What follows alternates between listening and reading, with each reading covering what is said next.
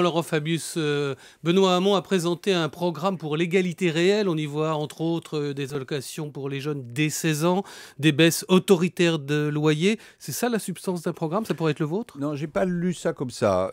Les premières versions du texte, telles que je les avais lues, n'étaient, à mon avis, pas satisfaisantes. En revanche, la version qui nous a été proposée, qui elle est officielle récemment, me paraît bonne. Bonne pourquoi? Parce que c'est juste, c'est assez audacieux et c'est sérieux. Donc on peut prendre des exemples si vous voulez, mais j'ai trouvé que c'était un document intéressant qui est souligné comme tel sur l'éducation, sur les problèmes de santé, sur les problèmes de sécurité. Donc j'ai trouvé que c'était du bon travail. Mais c'est vrai que c'est audacieux, l'allocation dès 16 ans, des baisses autoritaires de loyer, des réquisitions de terrain pour construire des HLM. Non. Alors prenons chaque chose. En ce qui concerne les jeunes, il y a l'idée qu'il ne faut pas laisser les jeunes sans formation. Bon, alors il y a un certain nombre de propositions concrètes qui sont faites. Et puis qu'en particulier pour les études, il faut pour les jeunes qui sont sans ressources et dont la famille n'a pas de ressources, améliorer par une allocation le système des bourses, bon, ce qui paraît raisonnable. Sur les HLM, Hamon constate, et il a tout à fait raison, moi je le vois comme élu local, qu'on manque beaucoup de logements sociaux. Ça pose évidemment un problème du coût des terrains, du coût des fonciers, comme on dit, et il faut bien avoir de l'argent. Et donc, il propose que toute une série d'avantages fiscaux qui aujourd'hui existent, vous savez, c'est la loi Cellier, etc., soient réutilisés pour améliorer le nombre des logements sociaux construits. Voilà. Si on parle des jeunes, la question pour les jeunes, tout le monde s'en accorde, c'est plutôt celle de l'emploi des jeunes. Oui. Ce matin, Olivier Blanchard, vous connaissez Olivier Blanchard, oui. Économiste keynésien, homme de gauche, économiste en chef du Fonds monétaire international, choisi par Dominique Strauss-Kahn. Blanchard était sur Europe 1 avec Jean-Pierre Elkabbach. Il expliquait que pour l'emploi des jeunes, il fallait, je le cite, une protection de l'emploi plus douce, et il fallait aussi, je le cite encore, permettre aux entreprises de diminuer leur force de travail s'ils n'ont pas de commande, c'est-à-dire les autoriser à licencier. On n'est pas loin des projets de Villepin. Est-ce que c'est votre gauche, Laurent Fabius? Non, je n'ai pas entendu M. Blanchard, mais je vous garantis la citation. Oui, bien sûr, c'est un homme très, très compétent, mais j'ai peut-être là-dessus une approche différente. D'abord, une évidence, M. Askolovitch, c'est que qu'on parle de l'emploi des jeunes ou l'emploi des seniors, qui sont deux problèmes majeurs en France, on n'arrivera pas à résoudre ces problèmes si on n'a pas une augmentation globale de l'emploi. Donc ça pose tout le problème de la croissance. S'il n'y a pas un soutien à la croissance par une production plus forte et par une économie plus compétitive, on n'y arrivera pas. Bon. Alors maintenant, pour les jeunes, il y a toute une série de mesures qui sont à prendre en matière de formation, en matière de tutorat, etc. Mais je ne crois pas que... Vous ne croyez pas à la flexibilité? Il fut un temps où à gauche, on parlait de la flexibilité, sécurité, c'était même l'apanage de la gauche moderne à laquelle vous appartenez. Oui, mais nous parlons, c'est pas une question de vocabulaire, mais de sécuriser l'ensemble du parcours professionnel. Mais permettre aux entreprises de licencier quand elles en ont besoin, parce que si elles ne peuvent pas licencier, elles n'oseront pas embaucher. Oui, écoutez, je ne crois pas que ce soit le problème principal en France. Monsieur Gattaz, il y a déjà 25 ans, vous vous rappelez peut-être... Patron des patrons, sous Mitterrand. Nous raconter cela, et malheureusement, l'emploi des jeunes est une des grandes faiblesses françaises. Donc, je ne pense pas que ce soit ça qui soit le remède miracle. Est-ce que ce que Blanchard exprime, d'après vous, c'est la ligne de Dominique Strauss-Kahn, où lui c'est lui, moi c'est moi, comme disait je ne sais plus qui? Écoutez, lorsque Dominique voudra s'exprimer sur les problèmes de la France, il le fera. Il ne serait pas temps qu'il le fasse?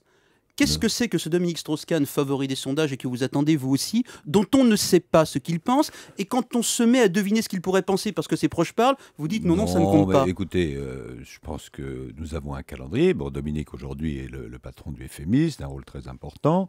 Il y a un calendrier en ce qui concerne la présidentielle française pour les socialistes qui dit qu'il faudra se déclarer en juin de l'année prochaine. Bon, et ça s'applique à Dominique Strauss-Kahn comme aux autres. Voilà, on peut rien dire de plus. Vous n'êtes pas frappé et inquiet par les oppositions qui se manifestent à Strauss-Kahn avant même qu'il ne se soit prononcé? Franchement, non. On parlait de Benoît Hamon il y a un instant. Franchement, non. Moi, je ne suis pas inquiet par ça. Je crois que tous les socialistes et tous les gens de gauche ont compris qu'il fallait l'unité pour arriver à gagner. Et c'est nécessaire de gagner si on veut redresser le pays. Non, ce n'est pas ça du tout qui m'inquiète. Je pense que les choses se passeront bien. Ce qui m'inquiète en revanche, c'est la situation objective du pays. Et il sera beaucoup plus difficile à gouverner ce pays que dans le passé. Parce que si nous revenons aux responsabilités, nous aurons quand même une dette à rembourser qui sera à l'époque le premier budget de la nation, devant le budget de l'éducation nationale. Et nous aurons une compétitivité qui aura reculé, nous aurons un problème d'emploi des jeunes et des seniors massifs. Ce qui veut dire que moi, le trépied que je vois, parce que moi je travaille sur le fond, c'est le trépied sérieux, justice, audace. Je crois que c'est autour de ces trois termes. Éclairté, pardon Laurent Fabius, éclairté. Oh, ça va ensemble. Et Mais courage, faut dire, courage, vous pourrez dire il faut augmenter les impôts. Je pense qu'il faudra d'abord supprimer un certain nombre de privilèges qui ont été accordés, qui sont injustifiés et qui, en plus, dans la conjoncture économique, ne sont pas supportables. Et ça suffira? Pardon, est-ce que cela suffira ou est-ce qu'il faudra augmenter les impôts de tout un chacun, celui de Pierre-Marie, le mien, le vôtre peut-être? J'espère que non. En tout cas, il faudra mieux les répartir. Mais Vous déjà, espérez que non ou vous êtes certain qu'on ne devra pas le faire? j'espère que non. Mais en tout cas, nous avons calculé que en impôts, en privilèges, si je peux dire, qui ont été accordés depuis 4 ou 5 ans, vous avez 30 milliards d'euros par an à récupérer. Bon. Donc, et puis il y aura des économies à faire, évidemment. Et puis il y aura sans doute des allocations à mettre sous condition de ressources, comme on dit. C'est la dimension justice et elle sera indispensable. La dimension sérieux, tout le monde sait que la France que nous trouverons sera dans une situation économique et financière très difficile. Donc il ne s'agit pas d'aller dépenser des sommes indues. Non, non, faisons bien attention à cela. Qu'est-ce qu'il faudrait mettre sous condition de ressources? Un exemple d'allocation à mettre sous condition? Il y a une grande discussion et elle est ouverte. Et on verra comment le Parti socialiste la tranche sur notamment les prestations familiales. Mais vous avez un autre exemple. Tout à l'heure, vous parliez de l'allocation autonomie, si vous voulez, pour les jeunes.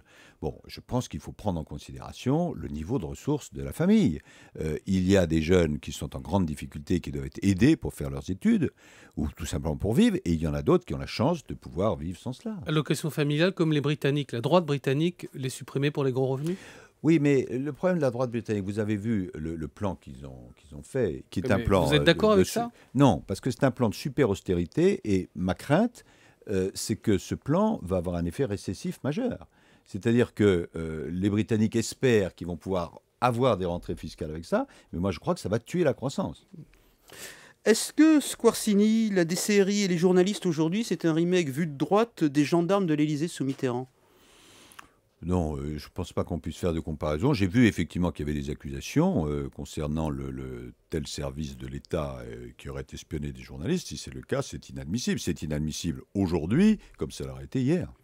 Une question d'actualité pour finir. Le président Hu Jintao est à Paris aujourd'hui. Le courage, le sérieux, est-ce que ça n'est pas de dire, on annonce 20 milliards de contrats, de dire, bah oui, il faut recevoir cet homme-là aujourd'hui, on a besoin de lui? Moi, je connais très bien les Chinois et je pense que la bonne attitude à leur égard, c'est ni provocation ni hypocrisie. Bon, il n'y a pas de provocation à faire, mais on n'a pas non plus à passer sous la table pour obtenir des contrats. Là, vous pensez qu'on passe sous la table? Non, je pense d'abord, est-ce que ces contrats sont nouveaux ou est-ce que ce sont des contrats qu'on a déjà signés? Il faudrait faire le point. Mais si vous voulez, je crois que, puisqu'il s'agit de M. Sarkozy en l'espèce, il est toujours excessif. À un moment, il a été excessif dans la condamnation qui était presque provocatrice.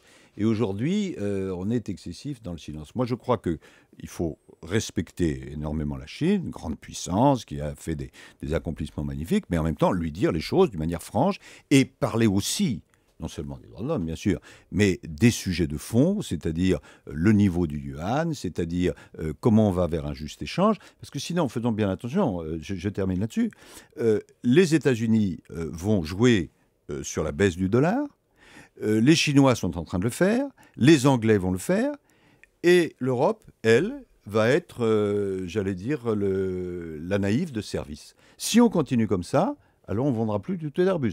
Avec un euro qui va atteindre 1,40, 1,50, 1,60, vous n'avez plus d'industrie française. Merci Laurent Fabius, merci Claude Askolovitch. À suivre ailleurs sur le net et dans le monde.